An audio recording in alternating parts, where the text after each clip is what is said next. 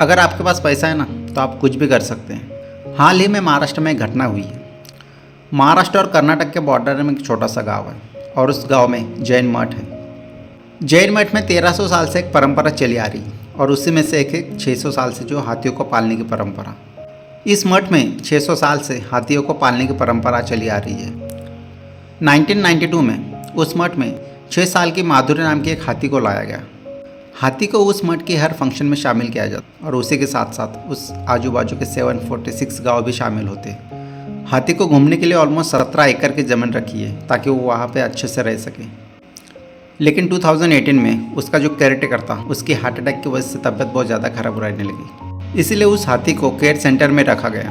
2019 में पेटा ने उस सेंटर के खिलाफ कंप्लेंट कर दी कि उस हाथी का ख्याल अच्छे से नहीं रखा जा रहा।